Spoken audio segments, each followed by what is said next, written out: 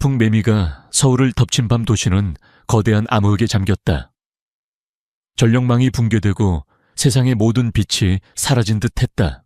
대한민국 최고의 VIP들만 이용하는 대한대학병원 특실. 이곳의 공기는 바깥의 폭풍우보다 더 무겁고 차가웠다. 재계의 얼음 여왕이라 불리는 윤서현 회장은 통유리창 너머로 번개가 핥히는 도시를 보지 않았다. 그녀의 모든 시선은 침대 위에 누워있는 외동딸 하늘이에게 고정되어 있었다. 희귀병으로 인해 생명유지장치에 의존하고 있는 아이. 하지만 지금 그 생명유지장치의 비상 배터리 잔량 표시등이 아이의 생명처럼 붉게 깜빡이고 있었다. 대체 언제 복구되는 겁니까? 윤서현의 날카로운 목소리에 병원의 수석 엔지니어 팀장이 고개를 숙였다. 죄송합니다, 회장님. 비상 발정의 핵심 부품인 특수 제작 릴레이가 완전히 타버렸습니다. 재고 부품이 없어 지금으로서는. 그의 말은 사실상의 사망 선고였다. 윤서현은 실패를 용납하는 사람이 아니었다. 그녀는 비서에게 이 폭풍우 속에서 당장 올 수 있는 24시간 수리점을 모두 찾아보라고 명령했다. 대부분은 전화를 받지 않거나 이런 날씨에는 출동이 불가능하다고 거절했다. 마침내 도시 외곽의 허름한 수리점 한 곳에서 전화를 받았다. 그 시각 작고 기름때 낀 수리점. 강민혁은 빗소리를 들으며 세상에 대한 모든 것을 포기한 사람처럼 앉아 있었다. 한때는 누구보다 뛰어난 엔지니어였지만 동료의 배신과 집안의 몰락으로 그는 이제 이곳에서 근근히 살아가고 있었다. 그때 전화가 울렸다. 그는 처음에는 거절하려 했다. 하지만 수화기 너머로 들려오는 병원과 응급 상황이라는 절박한 목소리는 그의 마음속 깊은 곳에 잠들어 있던 기술자로서의 마지막 책임감을 건드렸다.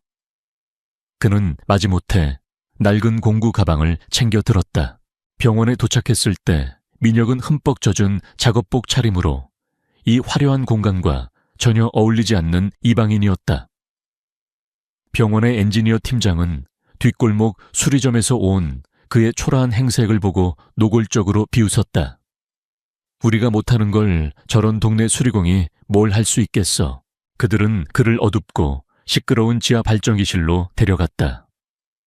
공기는 디젤과 오존 냄새로 가득했다. 민혁은 엔지니어들의 비웃음이나 그들이 내미는 복잡한 설계도를 무시했다. 그는 눈을 감고 기계에 손을 얹어 그 진동을 느끼며 소리를 듣기 시작했다. 그는 즉시 문제의 원인을 파악했다. 릴레이가 타버린 것이 맞았지만 무언가 이상했다. 단순한 과부하가 아니었다. 의도적인 외부 전력 서지로 인한 손상처럼 느껴졌다. 교체 부품은 없었다. 그는 즉석에서 해결책을 만들어야만 했다. 그는 근처의 낡은 공조기에서 쓸만한 부품들을 뜯어냈다. 그리고는 놀라운 속도와 정확성으로 타버린 릴레이를 우회하는 새로운 회로를 수동으로 구성하기 시작했다. 그것은 거칠고 정석이 아니었지만 기계의 본질을 꿰뚫는 천재적인 해결 방식이었다. 마침내 그가 마지막 스위치를 올렸다. 됐습니다. 발정이는 몇 번 컥컥거리더니 이내 거대한 포효와 함께 되살아났다. 병원 전체의 불이 다시 켜졌다. 같은 시각 특실. 전원이 꺼지기 직전이었던 생명유지 장치가 입이 하는 소리와 함께 다시 정상적으로 작동하기 시작했다. 화면에 떠오른 녹색 불빛. 하늘이는 안전했다. 윤서현의 얼음 같던 얼굴에 아주 오랜만에 안도의 균열이 생겼다. 지하 발정이실. 자신이 방금 누구의 목숨을 구했는지 전혀 알지 못하는 민혁은 그저 묵묵히 자신의 공구를 챙기고 있었다. 병원의 엔지니어들은 불신과 수치심이 뒤섞인 표정으로 그를 멍하니 바라볼 뿐이었다. 그의 머릿속에는 오직 일당을 받고 빨리 이곳을 떠나고 싶다는 생각뿐이었다. 그의 기적 같은 손길이 자신의 인생을 송두리째 바꿔놓을 거대한 사건의 시작점이 되었다는 사실을 그는 전혀 알지 못하고 있었다.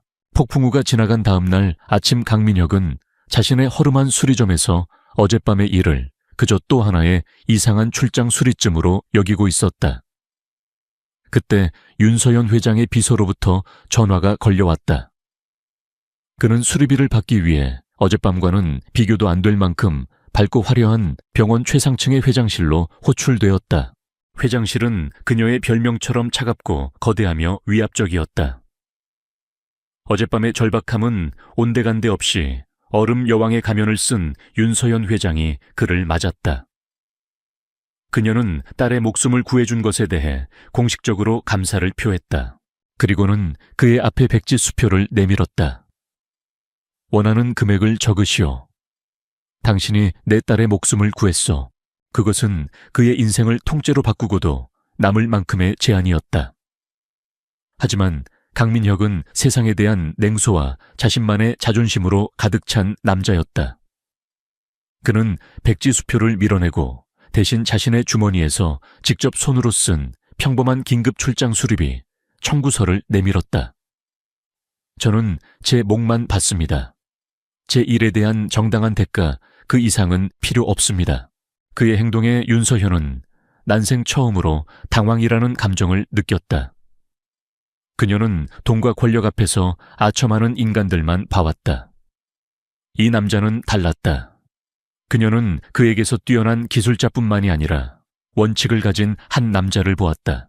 그녀는 순간적인 결단을 내렸다. 그녀는 병원의 기술부에 무언가 문제가 있다는 것을 직감하고 있었다. 발정이 고장은 너무나 치명적이었다. 그녀에게는 화려한 학위가 아니라 진짜 실력과 신뢰할 수 있는 사람이 필요했다. 당신 같은 사람이 필요하오. 이 병원의 모든 기술부를 당신에게 맡기겠소. 기술부에 새로운 부장 자리를 제안하는 거요. 민혁은 충격을 받았다.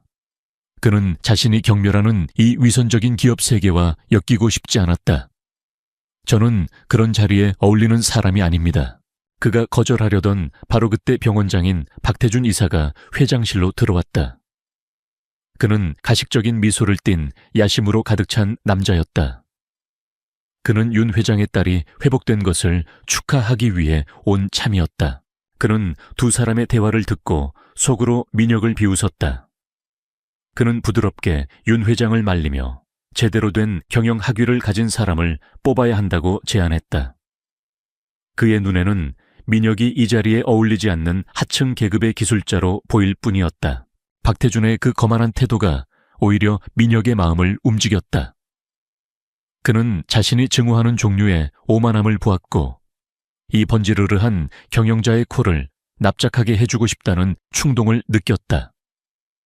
또한 윤 회장이 무언가 조사해달라는 듯한 눈빛을 보내는 것을 느꼈다. 그는 마지못해 그 제안을 수락했다. 박태준은 분노했지만 미소 뒤에 그것을 감추었다. 그는 이제 민혁을 자신의 계획에 방해가 되는 예측 불가능한 위험한 변수로 여기기 시작했다. 그는 자신의 모든 힘을 동원하여 이 근본 없는 기술자를 실패하게 만들고 쫓아내리라 다짐했다. 잠시 후 민혁은 자신의 것이 된 넓고 낯선 새 사무실에 서 있었다. 그는 기름때 묻은 자신의 손과 깨끗한 주변 환경을 번갈아 보았다. 그는 자신이 물을 떠난 물고기 혹은 낯선 전쟁터에 던져진 군인이 된 것 같다고 느꼈다. 그는 자존심과 책임감 때문에 이 제안을 수락했지만 불길한 예감이 들었다. 그의 등 뒤에서 박태준 이사의 저기에 찬 시선이 느껴지는 듯했다. 그는 단순히 직업을 얻은 것이 아니라 싸움을 받아들인 것이었다. 기술부장 강민혁의 첫 며칠은 물을 떠난 물고기의 몸부림과도 같았다. 그는 끝없이 이어지는 회의와 서류 작업 그리고 가식적인 미소로 서로를 탐색하는 사내 정치의 염증을 느꼈다. 기술부의 직원들은 박태준 이사의 입김과 전임 부장에 대한 의리로 똘똘 뭉쳐 이 낙하산 부장을 노골적으로 무시하고 비협조적으로 대했다. 그들은 그를 자격 없는 외부인으로 여겼고 잘못된 보고서를 올리거나 주요 문제들을 일부러 알리지 않는 식으로 그를 공영에 빠뜨리려 했다. 하지만 민혁은 그런 사무실 정치에는 관심이 없었다. 그의 모든 신경은 오직 그날 밤의 발정이에 쏠려 있었다. 그의 기술자로서의 직감은 그날의 고장이 단순한 사고가 아니라고 계속해서 속삭이고 있었다. 그는 부장의 권한으로 그날 밤 타버린 릴레이와 관련 부품들을 모두 자신의 사무실로 가져오라고 지시했다. 직원들은 투덜거렸지만 명령에 복종할 수밖에 없었다. 박태준 이사는 이 모든 것을 일개 기술자의 부질없는 발버둥이라 여기며 재미있다는 듯 지켜보고 있었다. 민혁은 자신의 넓고 깨끗한 사무실을 자신만의 작업장으로 바꾸기 시작했다. 그는 자신의 낡지만 손에 익은 공구들과 오실로스코프 같은 전문 진단 장비들을 사무실로 들여왔다. 그의 이런 행동은 다른 부서 직원들의 경멸적인 시선을 받았다. 하지만 그는 아랑곳하지 않았다. 그는 여기서 자신의 진짜 일에 몰두했다. 그는 타버린 릴레이의 법의학적 분석을 시작했다. 그의 손은 타고난 지식으로 움직였고 그의 눈은 그 어느 때보다 날카롭게 빛났다. 그리고 마침내 그는 스모킹 건을 발견했다. 고배율 현미경 아래에서 릴레이 내부 회로의 손상 형태는 일반적인 과부하로 인한 손상과는 완전히 달랐다. 그는 아주 미세한 탄소 자국과 강력한 전자기 펄스, EMP나 직접적인 고전압 서지에 의해서만 생길 수 있는 특징적인 손상의 흔적을 발견했다. 누군가 의도적으로 병원에 교체 부품이 없는 바로 이 특수 부품만을 골라 파괴한 것이다. 그는 폭풍우가 몰아치던 그날 밤의 병원 전력 시스템 로그를 확인했다. 도시 전체에 전력이 나가기 불과 몇 초 전 발전기의 제어 시스템에만 외부가 아닌 내부에서 발생한 순간적인 대규모 전력 서지가 기록되어 있었다. 모든 조각이 맞춰졌다. 누군가 폭풍우를 핑계로 정전이 되기 직전에 내부에서 발전기를 먼저 파괴한 것이다. 비상 시스템이 가장 필요할 바로 그 순간에 그것이 작동하지 못하도록 그는 의자의 등을 기댄 채 눈앞에 놓인 증거들을 바라보았다. 등골을 타고 오싹한 소름이 돋았다. 이것은 사고가 아니었다. 무능함도 아니었다. 완벽하게 계획된 정교한 파괴 공작이었다. 그리고 그 목적은 단 하나. VVIP 병동의 생명 유지 장치를 멈추는 것. 이것은 명백한 암살 시도였고 그 목표는 윤서연 회장의 딸 하늘이었다. 민혁은 자신의 손에 들린 타버린 릴레이를 내려다보았다. 그는 이제 자신이 단순히 직업을 구한 것이 아니라 끔찍한 살인 음모의 한가운데에 발을 들여놓았음을 깨달았다. 그는 이제 병원을 치유의 공간이 아니라 전쟁터로 보게 되었다. 그는 왜 윤서연 회장이 자신을 이 자리에 앉혔는지 이해했다.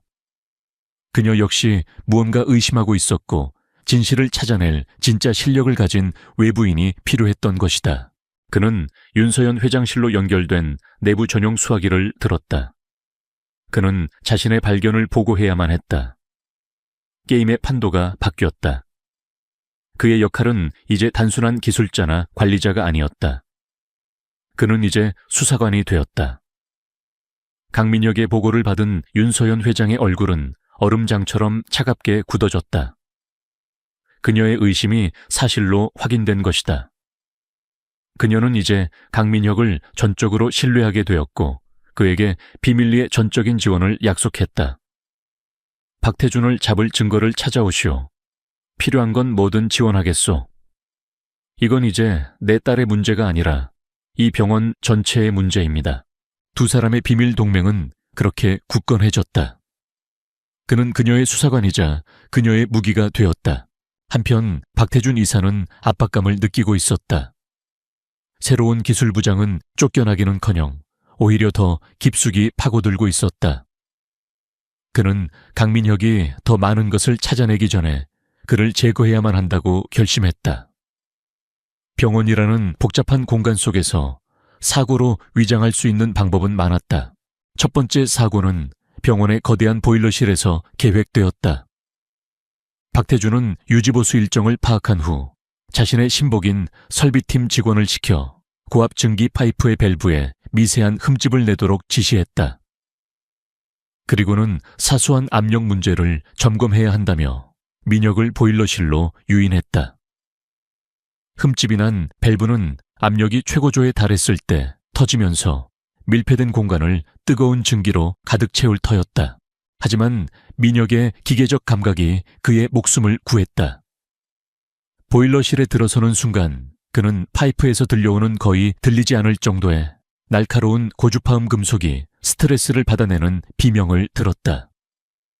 그는 바닥의 비정상적인 진동을 느꼈다. 위험을 직감한 그는 파이프가 터지기 불과 몇 초 전에 몸을 날려 엄폐물 뒤로 숨었다. 치명적인 증기가 방을 가득 채웠지만 그는 가까스로 목숨을 건졌다. 그는 이것이 단순한 사고가 아님을 확신했다. 몇 주 후 박태준은 다시 한번 시도했다. 그는 특정 서비스 엘리베이터의 유지보수 프로토콜을 조작하여 몇 개의 핵심 안전장치를 무력화시켰다. 그리고는 거짓된 긴급 상황 보고를 만들어 기술 부장인 민혁이 직접 엘리베이터 통로 꼭대기에서 모터를 점검하도록 유도했다. 그의 계획은 민혁이 엘리베이터 카 위에 올라갔을 때 그의 공범이 원격으로 엘리베이터를 추락시키는 것이었다. 하지만 이번에도 민혁의 본능이 그를 살렸다. 모터를 점검하던 그는 케이블의 미세하고 불규칙적인 장력을 느꼈다. 그리고 제어실에서 원격 릴레이가 작동하는 아주 희미한 전자음 클릭 소리를 들었다. 그는 본능을 믿고 엘리베이터가 추락하기 직전에 몸을 날려 서비스 사다리로 옮겨 붙었다. 그는 어두운 엘리베이터 통로에 매달린 채 미친 듯이 뛰는 심장을 진정시켜야 했다. 그는 또다시 살아남았고 이제는 원격 조작 로그라는 새로운 증거까지 손에 넣었다. 민혁은 자신이 사냥당하고 있다는 것을 깨달았다. 그는 이제 발전기만이 아니라 박태준 이사 그 자체를 직접 조사하기 시작했다. 그는 주요 기술 구역에 몰래 자신만의 센서와 녹음 장치를 설치하기 시작했다. 사고가 있었던 시간대에 CCTV를 분석하며 박태준의 신복인 설비팀 직원들의 의심스러운 행동 패턴을 찾아냈다. 그는 발정이 파괴, 공작과 자신을 향한 살인 미수 사건들을 연결하며 박태준이 병원의 기반시설 자체를 무기로 사용하고 있다는 사실을 깨달았다. 늦은 밤 자신의 사무실. 민혁은 병원의 복잡한 시스템, 전기 배관 냉난방, 그리고 산소 공급 라인이 그려진 지도를 내려다보고 있었다. 그는 마치 체스판 자체가 무기가 된 기묘한 체스 게임을 하고 있는 기분이었다. 그는 박태준의 공격에서 살아남았지만 그가 더욱더 절박하고 위험해질 것이라는 것을 알았다. 그는 더 이상 수비만 하고 있을 수 없었다. 이제는 사냥꾼을 함정에 빠뜨릴 덫을 놓아야만 했다. 그의 손가락이 지도의 한 부분을 가리켰다. 중앙산소 공급 제어실. 병원의 가장 중요하고 가장 취약한 지점. 만약 박태준이 마지막 필사적인 수를 둔다면 바로 이곳일 터였다. 그는 박태준의 다음 수를 예측하며 등골이 오싹해지는 것을 느꼈다. 그리고 그는 이제 역으로 덫을 준비해야 한다는 것을 알았다.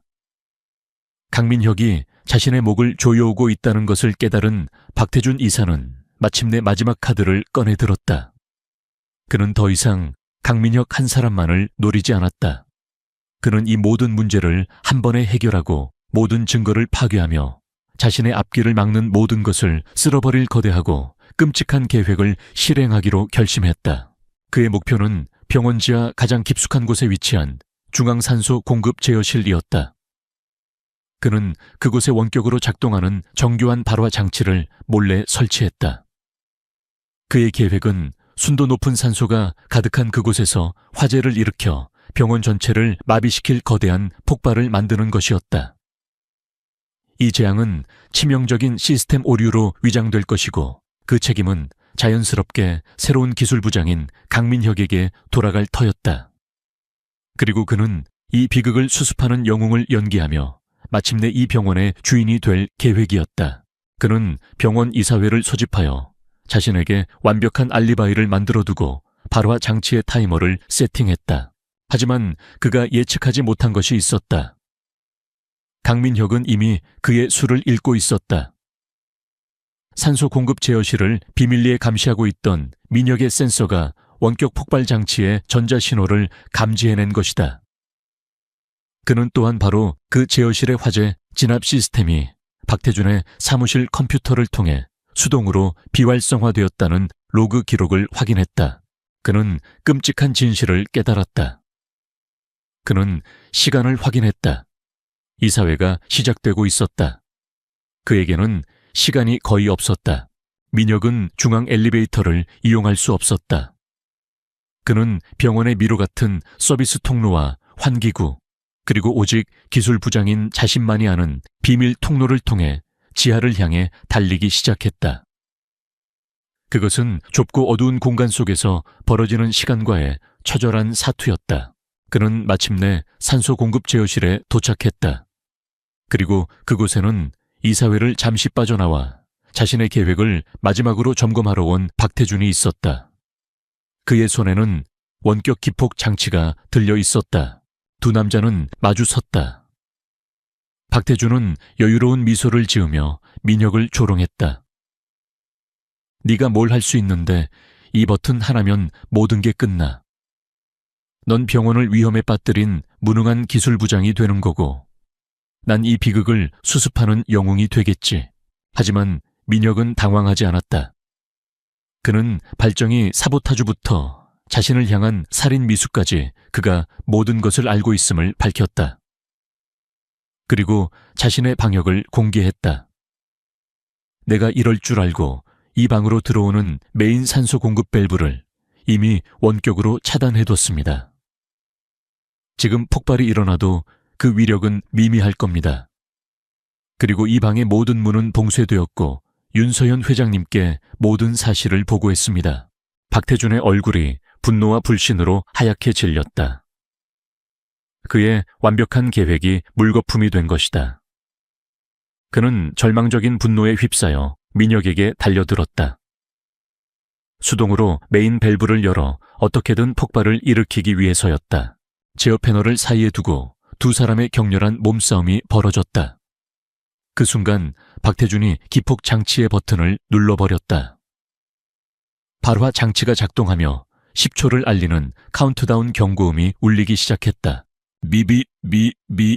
민혁은 필사적으로 방이 폭발하기 전에 메인 밸브를 열려는 박태준을 막아섰다. 마지막 남은 몇 초가 영혼처럼 흘러가고 있었다. 카운트다운이 1초를 남겨둔 절체절명의 순간. 강민혁은 박태준을 밀어내는 대신 자신의 몸을 날려 제어 패널의 붉은색 비상 버튼을 눌렀다. 그것은 가스 누출 시 방 안의 모든 산소를 강제로 배출하고 불활성 가스로 채우는 긴급 정화 시스템이었다. 슈익! 발화 장치는 불꽃을 튀겼지만 연소를 도울 산소가 없자 힘없이 꺼져버렸다. 폭발은 일어나지 않았다. 마지막 발악마저 실패로 돌아간 박태준은 산소가 희박해진 방 안에서 허망하게 주저앉았다. 바로 그때 봉쇄되었던 제어실의 문이 열렸다. 강민혁의 허풍이 아니었다. 그는 이 모든 상황을 계산하고 있었던 것이다. 민혁은 숨을 헐떡이는 박태준에게 다가갔다. 그는 더 이상 주먹을 쓰지 않았다. 그는 차분하게 그의 모든 범죄 증거들을 눈앞에 제시했다. 이게 당신의 첫 번째 실수였소, 박 이사. 그는 주머니에서 타버린 발정이 릴레이를 꺼내 보였다. 그리고 이건 두 번째 실수지. 그는 엘리베이터 안전장치가 원격으로 해제되었던 로그 기록을 가리켰다. 그리고 방금 전에 이건 당신의 마지막 실수였고, 그는 작동이 멈춘 발화 장치를 가리켰다. 그는 자신이 설치한 몰래 카메라를 통해 이 모든 대치 상황 역시 녹화되고 있었음을 밝혔다. 박태준을 향한 증거는 완벽하고 부인할 수 없었다. 바로 그 순간 윤서현 회장이 경호팀과 함께 제어실로 들어섰다. 민혁의 경고는 그녀에게 정확히 전달되었던 것이다. 그녀는 박태준을 분노가 아닌 차갑고 완전한 경멸의 눈빛으로 내려다보았다. 그녀가 믿었던 그녀의 딸을 걱정하는 척했던 남자는 괴물이었다. 박태준 이사, 당신을 살인 미수 및 특수 재물 송고의 혐의로 경찰에 인계하겠소. 그녀의 목소리는 얼음과도 같았다. 완전히 패배한 박태주는 더 이상 저항하지 않았다. 그는 병원 지하에 창문도 없는 작은 제어실에서 자신의 기나긴 야망의 종말을 맞이했다. 병원장이 자신의 병원을 폭파시키려 했다는 뉴스는 회사와 언론에 거대한 충격파를 던졌다. 박태준이 끌려나간 후 제어실에는 고요함이 찾아왔다. 윤서현과 강민혁 단둘만이 남아있었다. 그녀는 자신이 절박함 속에서 고용했던 이 초라한 기술자를 바라보았다. 그는 이제 자신의 딸과 병원 전체를 2번이나 구해낸 영웅이었다. 그녀의 심장을 둘러싸고 있던 얼음의 벽이 마침내 완전히 녹아내렸다. 고맙소, 강민혁 부장. 당신이 나와 내 딸, 그리고 이 병원 전체를 구했소. 그녀의 진심 어린 감사에 그는 그저 말없이 고개를 끄덕였다. 그는 먼지를 뒤집었었지만 그 어느 때보다 당당하게 서 있었다. 기술자로서의 그의 책임감은 완수되었다. 두 사람은 어둡고 혼란스러웠던 지하를 떠나 병원의 밝은 위층을 향해 함께 걸어 나왔다. 즉각적인 위협은 사라졌고 정의는 실현되었다. 이제 그들이 얻어낸 새로운 시작이 그들을 기다리고 있었다. 몇 달의 시간이 흘렀다. 그동안 병원은 그리고 그 안의 사람들은 많이 변해 있었다. 강민혁은 병원의 모든 기술 시스템을 완전히 새롭게 설계하고 재구축했다. 그의 지휘 아래 병원의 정의공조산소 공급 보안 시스템은 대한민국에서 가장 안전하고 효율적인 시스템으로 거듭났다. 그는 더 이상 외부인이 아니었다. 그는 자신의 능력을 전적으로 인정받고 모든 직원들의 존경을 받는 명실상부한 기술 운영 본부장이 되어 있었다. 그는 마침내 자신의 재능이 온전히 가치를 발휘할 수 있는 자리를 찾은 것이다. 윤서현 회장 역시 더 이상 얼음 여왕이라 불리지 않았다. 딸을 잃을 뻔했던 그 끔찍한 경험은 그녀를 완전히 다른 사람으로 만들었다. 그녀는 이익만을 쫓던 냉정한 경영자에서 환자의 생명을 최우선으로 생각하는 따뜻하고 자비로운 리더가 되었다. 그녀의 딸 하늘이는 완전히 건강을 되찾아 병원 전체의 귀여움을 받는 밝고 명랑한 아이로 자라나고 있었다. 두 사람의 관계는 존경과 신뢰로 이루어진 깊고 조용한 유대감으로 자리 잡았다. 그들은 병원을 운영하는 완벽한 파트너가 되었다. 이야기의 마지막 장면은 모든 것이 시작되었던 바로 그 장소 병원 지하의 발전기실에서 펼쳐졌다. 그곳은 더 이상 어둡고 칙칙하지 않았다. 민혁이 새로 설계한 발전기실은 밝고 깨끗하며 완벽하게 정돈된 새로운 시대의 심장부였다. 민혁은 자신이 설계한 새로운 시스템을 마지막으로 점검하고 있었다. 그는 자신의 분야에서 만족감을 느끼는 장인의 모습이었다. 그때 문이 열리고 윤서현 회장이 들어왔다. 그녀는 공식적인 시찰을 위해 온 것이 아니었다. 그녀의 손에는 딸 하늘이의 작은 손이 잡혀 있었다. 건강하고 밝은 눈의 하늘이는 민혁을 보자마자 달려와 자신이 그린 그림을 선물했다. 그 그림에는 커다란 기계를 고치고 있는 슈퍼맨의 모습이 그려져 있었다. 슈퍼맨 아저씨, 아이의 그 한마디에 민혁의 거칠었던 인생이 모두 보상받는 듯했다. 윤서현은 그 모습을 따뜻하고 진심 어린 미소로 바라보고 있었다. 그녀는 다시 한번 그에게 감사 인사를 전했다. 그날 밤 당신은 우리 하늘이만 구한 게 아니었어요. 어둠 속에 갇혀있던 저도 구해주신 겁니다. 그 순간 그녀는 더 이상 그의 상사가 아니었고 그는 그녀의 직원이 아니었다. 그들은 인생을 바꾼 하나의 사건으로 연결된 두 명의 인간이었다. 병원의 새로운 심장부인 발전기실 안에서 자비로운 리더와 천재적인 엔지니어, 그리고 그들을 연결하는 건강한 아이 3사람이 함께 서 있었다. 발정이는 완벽하고 안정적인 리듬으로 조용히 허밍하고 있었다. 그것은 그들이 함께 만들어낸 새로운 미래의 단단한 토대를 상징하는 소리였다. 베리타스 메디컬의 회장실. 서진우는 방금 이사회를 끝내고 돌아와 있었다. 그는 수익성이 보장된 신약 개발안을 윤리적이지 않다는 이유만으로 방금 거절한 참이었다. 돈은 그에게 더 이상 의미가 없었다. 그의 유일한 집착은 몇 년 전 희귀 유전병으로 세상을 떠난 여동생 유라의 목숨을 앗아간 바로 그 병에 대한 치료제를 찾는 것이었다. 그의 가장 큰 희망은 생화학 분야의 천재부부 과학자가 이끌던 특별 연구 프로젝트였다. 하지만 1년 전 의문의 연구실 화재로 남편이 사망하고 핵심 연구원이었던 아내 오하나는 모든 최종 데이터와 함께 연기처럼 사라졌다. 그는 그 이후로 미친 듯이 그녀를 찾아 헤매고 있었다. 같은 시각 서울의 한복판 가장 번잡한 거리의 한쪽 구석. 오하나는 남루한 옷을 입은 채 필사적으로 자신의 존재를 지우고 있었다. 임신으로 무거워진 배를 애써 감춘 채 그녀는 구걸을 하는 대신 그저 벽에 기대어 앉아 있었다. 그녀의 눈에는 깊은 절망과 그럼에도 불구하고 꺼지지 않는 경계심이 함께 서려 있었다. 그녀는 가난한 것이 아니었다. 그녀는 지금 자신과 뱃속에 아이 남편이 남긴 유일한 유산을 지키기 위해 그들로부터 숨어있는 중이었다. 서진우의 최고급 세단이 그녀가 앉아있는 길모퉁이 근처에 신호에 걸려 멈춰 섰다. 그는 무심코 창밖을 내다보다가 길구석에 그녀를 보았다. 처음에는 그저 임신한 노숙자를 향한 가벼운 동정심이었다. 하지만 그의 시선이 그녀의 낡고 더러운 외투에 고정되었다. 그곳에 아주 작지만 익숙한 모양의 핀이 달려 있었다. 나선형의 DNA 모양의 작은 별이 박힌 그가 직접 주문 제작하여 자신의 특별 연구 프로젝트 팀원들에게만 나누어 주었던 바로 그 핀. 번개가 내리치듯 크다 그의 머릿속에서 모든 조각이 맞춰졌다. 저 임신한 거지가 바로 그가 1년 넘게 찾아 헤맸던 사라진 과학자 오하나였다. 그는 자신의 경쟁자들이자 아마도 연구실 화재의 배후일지도 모르는 자들 역시 그녀를 찾고 있다는 것을 알았다. 그가 어설프게 접근했다가는 그녀를 위험에 빠뜨릴 수 있었다.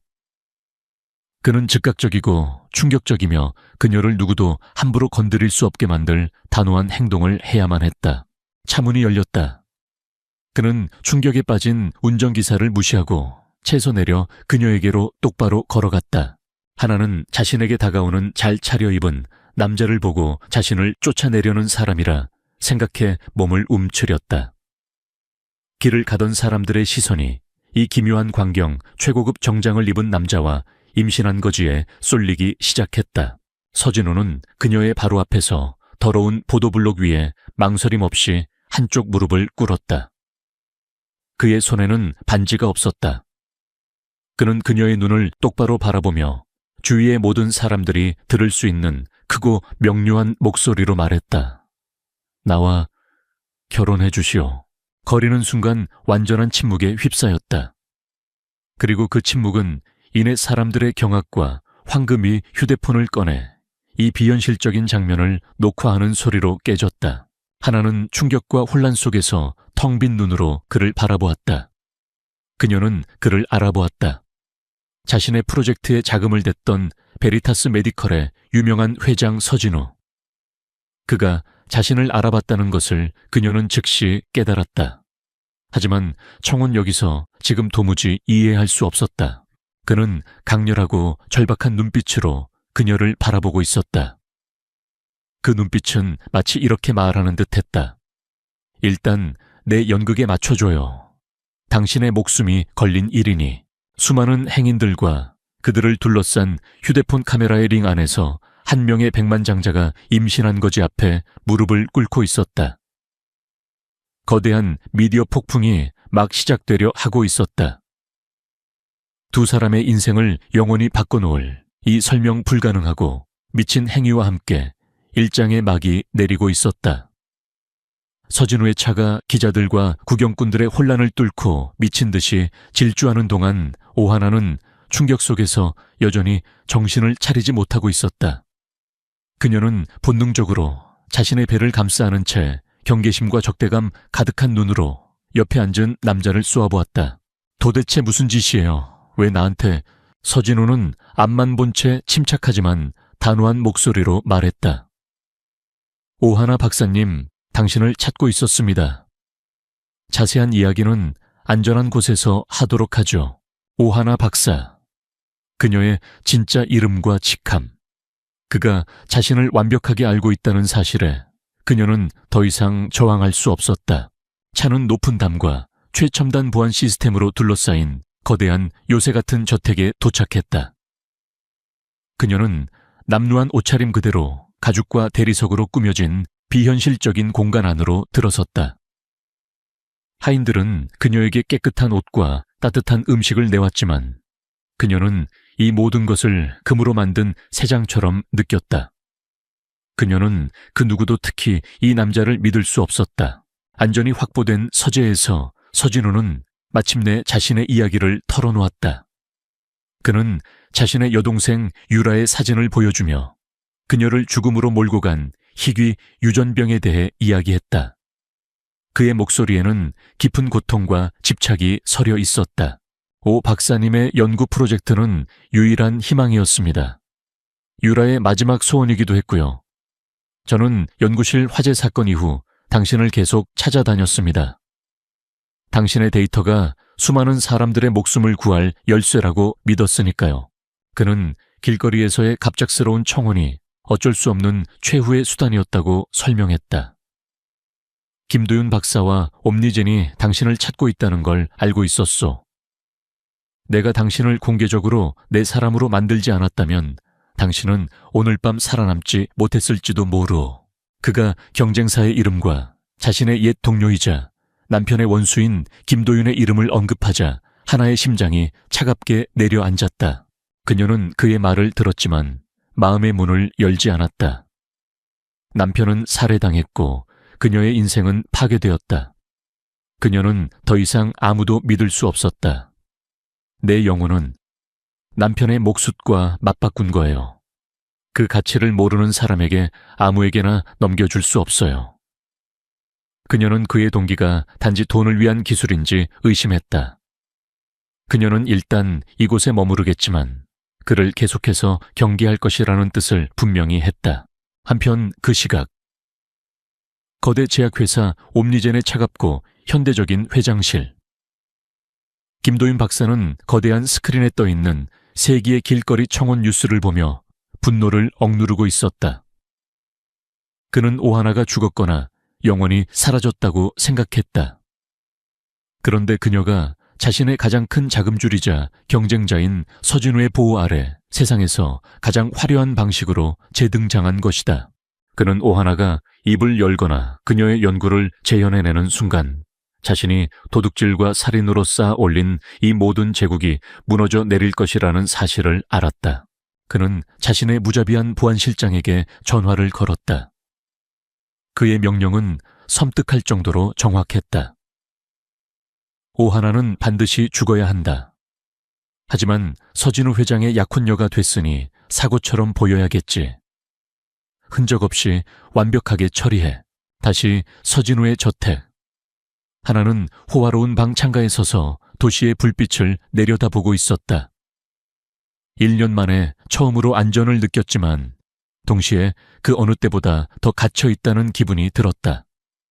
그녀는 자신의 배를 어루만졌다. 그녀는 영원히 숨어 지낼 수 없다는 것을 알았다. 아이를 지키고 남편의 복수를 하기 위해서 그녀는 어쩌면 이 이상하고 집착 강한 백만장자를 믿어야 할지도 모른다. 깨지기 쉽지만 거대한 판돈이 걸린 동맹이 형성되기 시작하고 있었다. 그리고 저택의 담장 밖에서는 이미 치명적인 위협이 어둠 속에서 움직이기 시작했다. 게임의 판은 짜여졌고 그녀는 이 거대한 체스판의 중심에선 내키지 않는 여왕이었다. 며칠 동안 서진우는 오하나의 경계심을 풀기 위해 노력했다. 그는 연구 데이터에 대해 묻거나 그녀를 다그치지 않았다. 대신 그는 자신의 가장 깊고 아픈 상처를 그녀에게 보여주기로 결심했다. 그는 그녀를 저택의 한쪽 별관으로 데려갔다. 그곳은 세상을 떠난 그의 여동생 서유라를 위해 보존된 공간이었다. 유라가 쓰던 물건들, 그녀의 웃는 모습이 담긴 사진들, 그리고 그녀가 병마와 싸웠던 흔적들이 고스란히 남아 있었다. 그는 여동생을 지키지 못했다는 죄책감과 치료제를 찾겠다는 절박한 약속에 대해 털어놓았다. 그의 진심 어린 고통은 같은 상처를 가진 하나의 마음을 움직였다. 그녀는 그의 집착이 단순한 이유는 추구가 아니라 자신과 같은 사랑하는 사람을 잃은 자의 깊은 슬픔에서 비롯되었음을 깨달았다. 마침내 그녀는 그를 믿기로 결심했다. 아주 조금씩, 그리고 조심스럽게 그녀는 그의 서재에서 진실의 일부를 털어놓았다. 우리 프로젝트의 세 번째 파트너였던 김도윤 박사. 그가 우리를 배신했어요.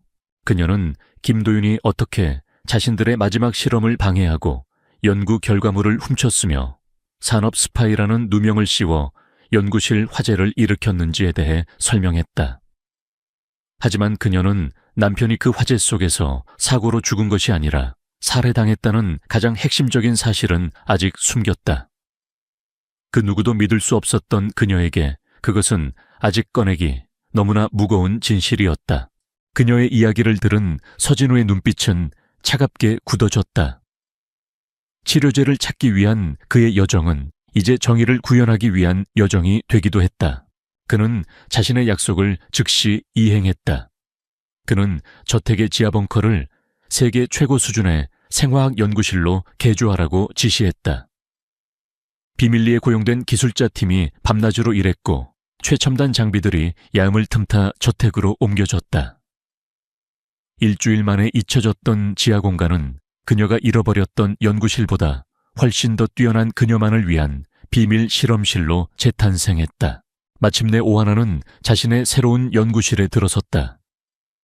1년여 만에 그녀는 다시 자신의 세계로 돌아온 것이다.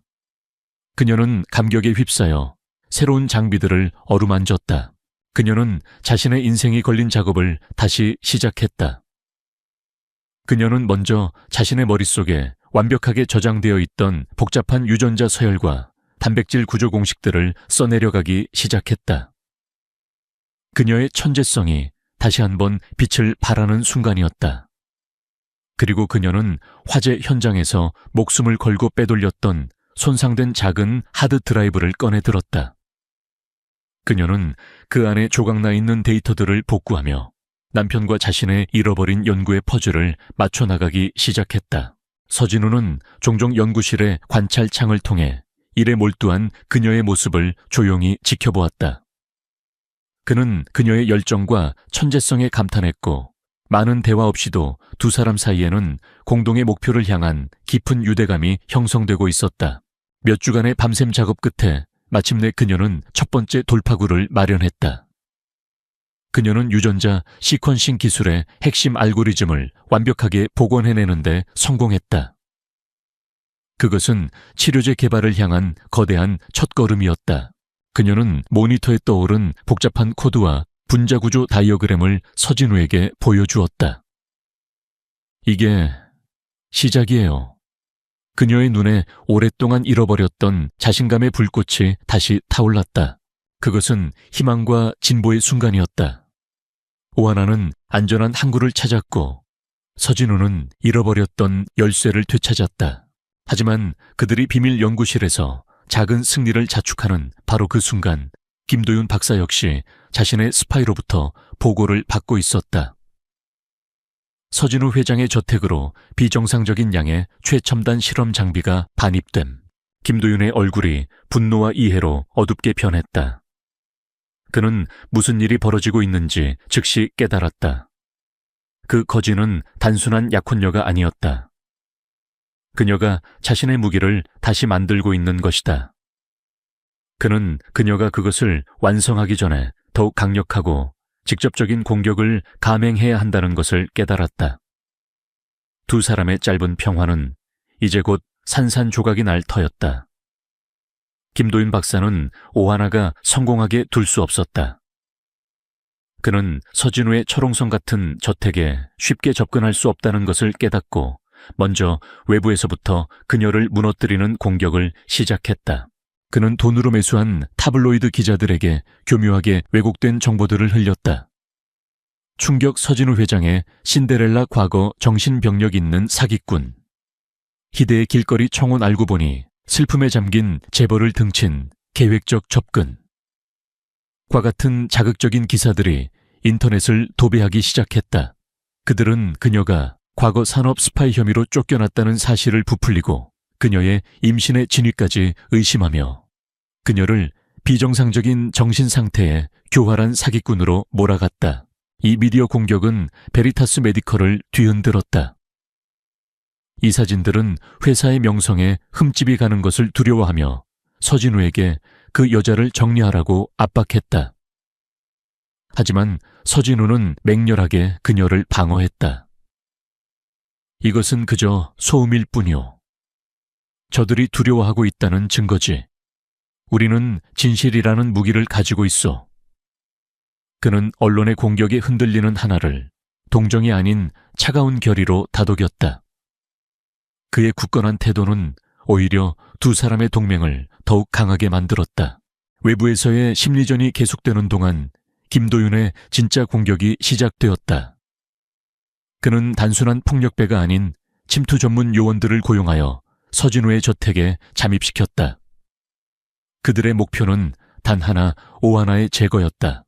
어느 깊은 밤 침투조는 저택의 보안 시스템을 우회하여 담을 넘었다. 하지만 그들은 서진우의 충직한 경호실장을 너무 얕보고 있었다. 전직 특수부대 출신인 경호실장은 경보 시스템이 감지하지 못한 미세한 침입의 흔적을 발견했다.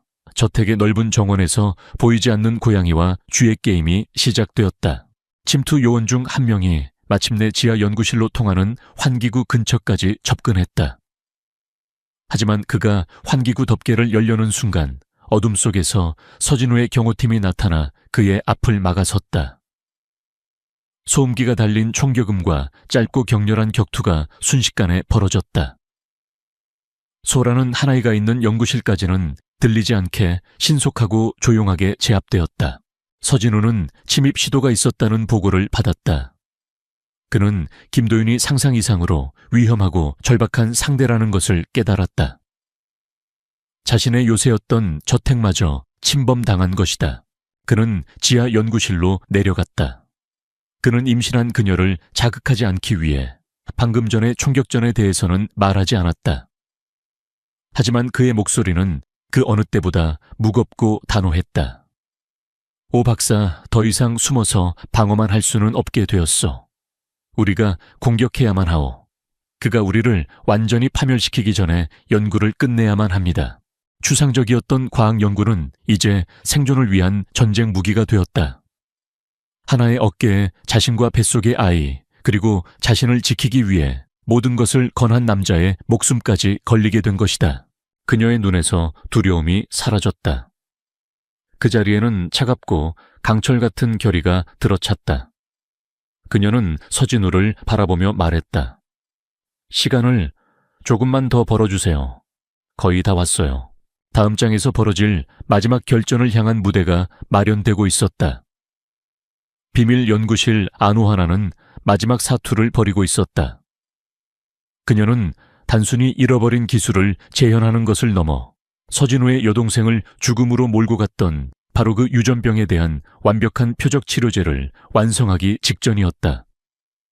시간과의 싸움이었다. 그녀의 배는 나날이 무거워졌지만 그녀의 정신력은 그 어느 때보다 날카롭게 타오르고 있었다. 서진우는 그런 그녀의 곁을 지켰다. 두 사람 사이에는 이제 어색함 대신 말없이 서로를 격려하는 깊은 동지애가 흐르고 있었다. 하지만 김도윤 박사는 그들에게 더 이상 시간을 허락하지 않았다. 그는 자신의 정보원을 통해 오하나가 곧 성공할 것이라는 사실을 알게 되었다. 그녀의 과학적 성공은 곧 자신의 파멸을 의미했다. 그는 마지막 도박을 걸기로 결심했다. 더 이상 교활한 언론 플레이나 은밀한 침투가 아니었다. 그는 전직 용병들로 이루어진 무자비한 팀을 고용하여 서진우의 저택을 정면으로 공격하라는 명령을 내렸다. 그의 목표는 단 하나 오하나와 그녀의 연구 결과물, 그리고 그곳에 있는 모든 증인들을 이 세상에서 완전히 지워버리는 것이었다. 어느 새벽 고요했던 저택 전체에 찢어질 듯한 경보음이 울려 퍼졌다. 저택의 높은 담벼락 일부가 폭약으로 무너져 내렸고 검은 전투복을 입은 용병들이 안으로 쏟아져 들어왔다. 저택은 순식간에 전쟁터로 변했다. 창문마다 강철 셔터가 내려오고 저택은 외부와 완벽하게 차단된 요새가 되었다. 두 개의 전선에서 두 개의 전투가 동시에 시작되었다. 지상의 전투. 서진우는 자신의 경호실장과 함께 방어 작전을 지휘했다. 그들은 수적으로는 열세였지만 요새화된 저택의 구조와 최첨단 방어 시스템을 이용하여 필사적으로 저항했다. 그는 더 이상 냉정한 경영자가 아니었다. 그는 자신의 집과 자신의 희망이 된 한 여자를 지키기 위해 목숨을 걸고 싸우는 전사였다. 지하의 전투. 오하나는 봉쇄된 연구실 안에서 희미하게 들려오는 총성과 폭발음을 들으며 컴퓨터와 씨름하고 있었다. 그녀의 시간은 얼마 남지 않았다. 연구실의 전력이 끊기거나 문이 뚫리기 전에 그녀는 마지막 유전자 서열 분석과 데이터 취합을 끝내야만 했다. 그녀의 손가락은 키보드 위를 날아다녔고 모니터에는 수만 개의 염기 서열이 폭포수처럼 흘러내렸다. 죽은 남편의 명예뱃속, 아이의 미래, 그리고 수많은 사람들의 목숨이 그녀의 손끝에 달려 있었다. 용병들은 집요했다. 그들은 강력한 장비를 이용해 저택의 방어선을 하나씩 뚫고 마침내 지하 연구실로 향하는 복도까지 진입했다. 서진우와 남은 경호팀은 연구실 문 앞에서 마지막 방어선을 구축했다. 그녀에게 단 몇 초라도 더 벌어주기 위한 처절한 사투였다. 연구실 하나하나의 컴퓨터 스크린에 메시지가 떴다. 서열 분석 완료. 데이터 취합 99%. 바로 그 순간 연구실의 육중한 강철문에 용병들이 설치한 소형 폭약이 터졌다. 쾅 말탄시안 치다 오다냄치게 치다르치라. 문이 안쪽으로 폭발하며 뜯겨져 나갔다. 용병의 리더가 자욱한 연기 속에서 모습을 드러냈다. 그의 손에 들린 총구가 정확히 하나를 겨누고 있었다. 동시에 그녀의 스크린 속 진행률 막대가 100%에 도달했다. 데이터 취합이 완료되었고 그 모든 정보는 서진우가 미리 준비해둔 지구 반대편에 안전한 클라우드 서버로 자동 업로드를 시작했다. 용병 리더는 자신이 이겼다고 생각하며 비릿한 미소를 지었다. 그는 방가쇠를 당기려 했다. 하나는 총구를 마주한 채 두려움이 아닌 자신의 모든 것을 완성했다는 조용한 희열이 담긴 눈으로 그를 바라보고 있었다. 용병의 손가락이 움직이는 바로 그 순간 세상의 모든 것이 멈춘 듯했다. 용병 리더의 손가락이 방가쇠를 당기기 직전 그의 등 뒤에서 그림자처럼 나타난 서진우가 그의 목을 낚아챘다. 지상의 전투를 뚫고 마지막 순간에 그녀를 구하기 위해 달려온 것이었다. 두 사람 사이에 짧고 격렬한 사투가 벌어졌다. 동시에 저택의 마지막 방어 프로토콜이 작동했다. 복도 전체에 비살상 신경가스가 살포되었고 남은 용병들은 힘없이 쓰러졌다. 길고 길었던 저택의 공성전은 마침내 막을 내렸다. 연구실은 폭발의 충격으로 엉망이 되었지만 가장 중요했던 오하나와 메인 서버는 무사했다. 서진우는 그녀에게 달려가 그녀와 뱃속의 아이가 무사한지를 먼저 확인했다. 두 사람의 눈에는 안도감과 함께 사선을 넘어온 동지애가 가득했다. 하나가 떨리는 목소리로 말했다. 성공했어요. 모든 데이터가 안전한 곳으로 넘어갔어요. 서진우는 한순간도 지체하지 않았다. 그는 즉시 자신의 법무팀과 검찰 최고위층에 연락하여 보안 클라우드 서버에 접속 링크를 넘겼다. 그들이 확인한 증거는 그야말로 핵폭탄이었다. 그 안에는 유전병을 치료할 수 있는 완벽한 유전자 치료제의 데이터가 들어있었다. 그리고 무엇보다 중요한 것. 하나는 남편과 함께 원본 연구 데이터의 가장 핵심부에 그들만이 아는 디지털 워터마크, 자신들의 DNA 염기 서열과 결혼 기념일을 기반으로 한 암호 코드를 심어두었다. 그녀가 복원한 데이터에는 그 워터마크가 선명하게 남아있었지만 옴니젠이 훔쳐간 기술에는 그것이 없었다. 그것은 김도윤의 기술 탈취를 증명하는 부인할 수 없는 증거였다. 또한 남편이 죽기 직전 김도윤에 대한 의심을 기록해둔 암호화된 연구 노트도 함께 들어있었다. 한편 옴니젠의 회장실, 김도윤은 용병 리더로부터 성공했다는 연락이 오기만을 초조하게 기다리고 있었다.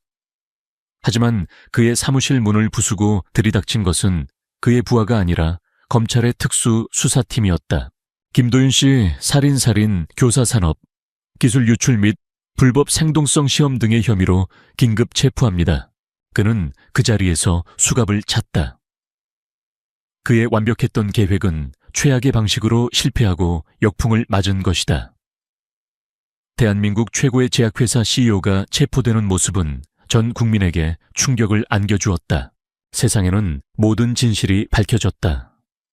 언론은 파트너를 살해하고 그의 아내에게 누명을 씌웠으며 기술을 훔치고 최근에는 서진우 회장의 저택을 공격한 김도윤의 끔찍한 범죄를 연일 보도했다.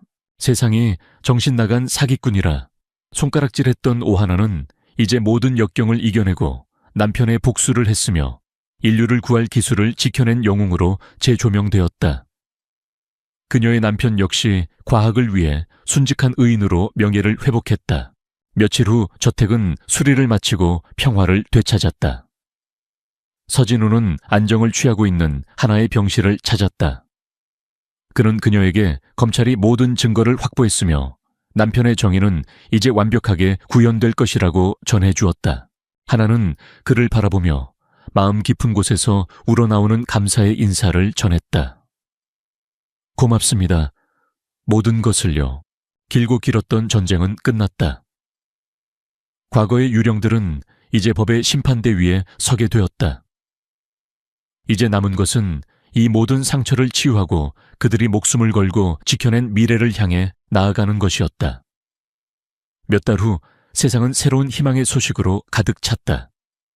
오하나 박사가 완성한 유전자 치료제는 기적적으로 임상시험을 통과하여 서진우의 여동생과 같은 희귀병으로 고통받던 환자들의 생명을 구하기 시작했다. 세상은 이 치료제에 서진우의 여동생을 기리는 의미로 유라의 희망이라는 이름을 붙여주었다. 오하나의 죽은 남편의 명예 역시 완벽하게 회복되었다. 그의 이름은 치료제의 공동 개발자로 나란히 올라갔고 국가로부터 최고의 과학 훈장이 추서되었다. 오하나는 건강한 아들을 낳았다. 아이는 죽은 남편을 꼭 빼닮아 있었다. 그녀는 아이의 얼굴을 보며 길고 길었던 악몽이 마침내 끝났음을 실감했다. 서진우 역시 변해 있었다. 그는 더 이상 죄책감에 사로잡힌 차가운 경영자가 아니었다. 그는 하나의 아이를 제 조카처럼 아꼈고 회사의 이익보다는 생명의 가치를 우선하는 존경받는 리더로 거듭나고 있었다. 모든 것이 제자리를 찾은 어느 따뜻한 봄날. 서진우는 저택의 아름다운 정원에서 아들을 품에 안고 있는 하나에게 다가갔다. 그곳에는 더 이상 카메라도 긴급 상황도 거짓 연극도 없었다. 오직 두 사람과 새로운 생명의 평화로운 숨소리만이 존재했다.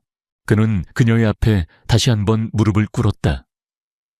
처음 그가 무릎을 꿇었던 차갑고 더러웠던 보도블록 위가 아니었다. 부드러운 잔디 위였다. 그는 그녀의 손을 잡고 진심을 담은 반지를 내밀었다.